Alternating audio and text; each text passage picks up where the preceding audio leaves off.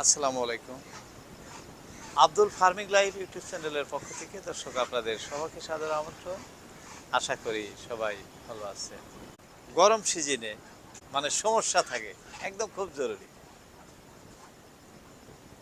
সেই সমস্যাগুলোর মধ্যে আমি দুইটি তিনটি সমস্যা আপনাদের মধ্যে তুলে ধরব। যদি এই সমস্যার সমাধানে আপনারা থাকেন, তাহলে কিন্তু আপনাদের হাঁসের মানে যে রোগগুলো হয়, যে ধরনের আক্রান্ত হয়, সেগুলোর থেকে আপনারা বিরত থাকতে পারবেন। খামার যাত্রা শুরু করা, খামারকে রক্ষা করা, খামারের নিয়ম নীতিগুলো পালন করা, হাঁসকে সুস্থ রাখা, এগুলো একজন খামারির দায়িত্ব এবং কর্তব্য। যারা এই কাজগুলোর মধ্যে গাফলাতি করেন, ঠিকমতো খামার পরিচালনা করার দায়িত্ব পালন করেন না, অল্প 19-20 করে ফেলান। হাঁস এমন একটি প্রাণী বা মুরগি, প্রাণীরা অল্প সময়ের ভিতরে, ক্ষন্তেক সময়ের ভিতরেই আক্রান্ত হয়ে পুরা খামার ধ্বংস হয়ে যায়। আপনার একটি খামার গড়ে তুলতে অনেক সময় লাগে, কিন্তু ধ্বংস হইতে কোনো সময় লাগে না। একটি সুস্থ সবল হাঁস খামার 10 মিনিটের মধ্যেই দেখবেন যে খামারের অবস্থা শেষ। মুরগি নিয়ে যারা কাম করতেছেন, আপনাদের প্রতিদিন একটি রুটিন রাখবেন, যেই এমন একটা রুটিন নিয়ে চলবেন যাতে আপনার হাঁসগুলো বা মুরগিগুলো দেখাশোনা করার মানে নিয়ম একটা থাকে, কোনোদিনই যাতে বাদ না পড়ে। কারণ কোন সময় কি হয় বলা যায় না। দর্শক, বলতে চাইতেছি এখন বর্তমানে গরম সময়, সিজনে কিন্তু প্রচুর গরম শুরু হয়েছে। আর আমাদের বাড়ির আশপাশ যে হাঁসগুলো বিচরণ করে, যে মানে খোলা জায়গায়, সেই জায়গাগুলোর পানি প্রচুর গরম হয়ে যায়। কোনো কোনো জায়গার পানি লেত্রা, কারো কারো টিউবওয়েলের পাশেই পানি আছে, অল্প পানিতে হাঁস মানে থাকে, খায়, সেগুলো লেত্রা। এই যে একটা পরিবেশ, এই গরম পানির থেকে হাঁসের কিছুগুলো মানে ল্যাংড়া বেমার হয়, ল্যাংড়া বেমার জন্মগতভাবে হয়, এবং গরম পানিতে গেলেও এই সমস্যাগুলো দেখা দেয়। তো দর্শকের সমাধান কি?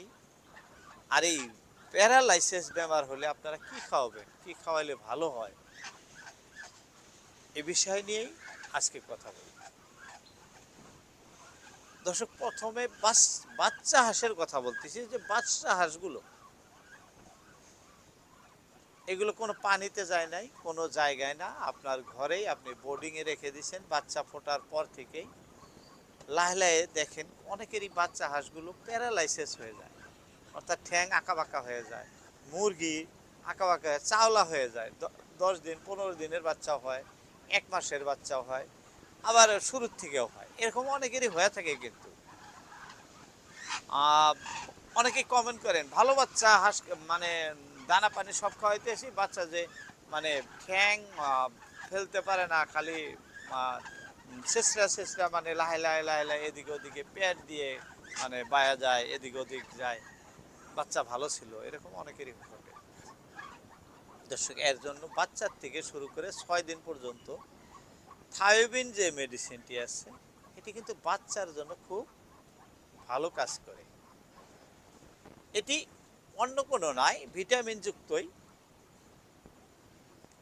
বাচ্চার জন্য যে করণীয় মানে কাজগুলো, এই প্যারালাইসিস হওয়ার জন্য, আপনার ল্যাংড়া হোক বা একা বেঁকা হয়ে যায়, ঘাড় বাঁকা হয়ে যায়, এরকম বিভিন্ন প্রকার সমস্যা হয় না, অনেকেরই হয়, ফোটার থেকেই, বাচ্চা ফোটার থেকেই হয়। তাই এই মেডিসিনটি আপনারা যদি ফোটার পর থেকেই যে পানি দিবেন, সেই পানির সাথে অর্থাৎ 1 গ্রাম পাউডার 1 লিটার পানিতে মিশ্রিত করে খাওয়ানোর নিয়ম আর কি, যদি দেন 3 থেকে 4 দিন বা 5 দিন যদি এই মেডিসিনটি খাওয়ান, তাহলে কিন্তু আপনাদের এই সমস্যাটা দেখা দিব না।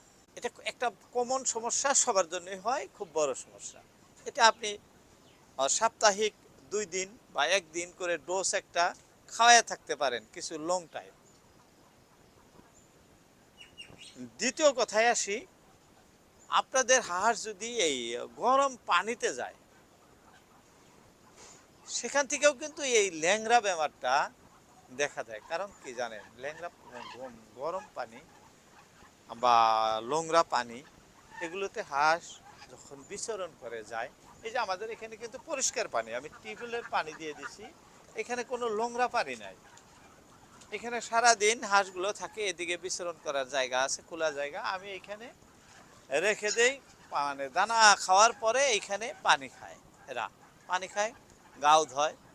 মানে বাহিরে যে আমাদের খোলা জলাশয় আছে ওদিকে, সেখানে কিন্তু এখন যাইতে পারে না, কারণ ওই যে জাল দিয়ে আমি আবদ্ধ করে দিছি, 2 দফা জাল দিয়ে দিছি। মানে একটা পার হইলেও যদি উড়ে পার হয়, দ্বিতীয়টা পার হইতে পারবো না। কারণ হুঁশিয়ারের মান নাই, যদি আমি মানে হুঁশিয়ার থাকি আমার ওই রোগে আক্রান্তই হব না। আমি এখন থেকে 3 মাস আর হাঁস 4 মাস হাঁস ছেড়ে দিব না। জ্যৈষ্ঠ, আষাঢ়, শ্রাবণ, ভাদ্র, এই 4 মাস বিলের পানির সাথে বা জলাশয়ের পানির সাথে হাঁসের কোনো সম্পর্ক থাকবো না। আমি এইভাবেই 4 মাস রেখে দিব। তারপরে যখন আশ্বিন মাস আসবো আবার ছাড়বো, তখন বিলের ফেরি খাদ্য অমুক তমুক সব কিছু হবো। সজাগ থাকা সবচেয়ে ভালো। বলতেছিলাম, নোংরা পানির থেকে যে রোগে আক্রমণ হয়, সেগুলোর থেকে রক্ষা কিভাবে পাবেন। আপনার হাঁস আপনি পানিতে যাইতে দিবেন না, এটা হলো প্রথম মানে নিয়ম। দ্বিতীয়ত, গরম পানিতে হাঁস গেলে হাঁসের এই ল্যাংড়া বেমারটা হবেই, এটা কিন্তু চিরসত্য কথা। তাই গরম পানিতে যাতে না যায় সেদিকে খুব খেয়াল দিবেন। সে ছোট হাঁস হোক আর বড় হাঁস হোক, সব হাঁসের জন্যই এই কথাটি কিন্তু প্রযোজ্য। দর্শক, আমরা ভুলবশত অনেকেই এই কথাগুলো মানি না। আর গরম দিনে কমসে কম এক টাইম আপনি আপনার হাঁসকে ওটস স্যালাইন খাইতে দিবেন। কারণ কি জানেন, ওটস স্যালাইন খাওয়াইলে হাঁসের এক্সট্রা একটা পাওয়ার থাকে, শরীরে শক্তি থাকে, সে যার ফলে আপনার হাঁসের কোনো ধরনের বেমারে আক্রান্ত হয় না। যেমন ভিটামিন সবসময় খাওয়ানো যায় না, অন্য অন্য সমস্যা দেখা দেয়। কিন্তু যদি আপনি ওটস স্যালাইনটা বা একদিন এক টাইম করে ডেলি খাওয়ায় থাকেন, দেখেন আপনার এই 3 মাস আপনার হাঁস সুস্থ সবল থাকবো, কোনো ধরনের সমস্যাই আসবো না। আর যদিও এই পায়খানার সমস্যা, হাঁসের বিশেষ করে বগা পায়খানা দেখা দেয় বা খুব দুর্গন্ধযুক্ত পায়খানা দেয়, গ্যাসের সমস্যা হয়, এই ধরনের সমস্যা হলে আপনার পার্শ্ববর্তী পশু চিকিৎসকের সঙ্গে কিন্তু আপনারা ভালো রিলেশন রাখবেন। কারণ ওনারাই আমাদের খামারের যে নিয়মগুলো, নীতি মানে আদর্শগুলো, সেগুলো ওনারাই বলে থাকেন কিভাবে করতে হয়, কিভাবে না করতে হয়। তাই চিকিৎসককে আমরা বাদ দেব না, ওনাদের সঙ্গে রেখেই আমরা এই খামার দায়িত্ব পালন করব। তাহলে দেখবেন আমাদের হাঁসের অনেকগুলো সমস্যার থেকে আমরা সমাধানে থাকতে পারবো। কারণ শিক্ষিত মানুষের অর্থাৎ ডাক্তারের যে কথাগুলো, সেগুলো আমাদের জন্য মহামূল্যবান। তাই আশা করি চিকিৎসকের পরামর্শ নিয়ে আপনারা সবাই এই খামার করবেন। আর আমরা যে মেডিসিনগুলো ব্যবহার করি সেগুলো ভিডিওতে আপনাদের বলে থাকি অনেক, কোন সময় কি ব্যবহার করি। তবে চিকিৎসকের কথা মতে খামার পরিচালনা করা আপনাদের জন্য লাভদায়ক, কারণ সব জায়গায় একই ওষুধ পাওয়া যায় না।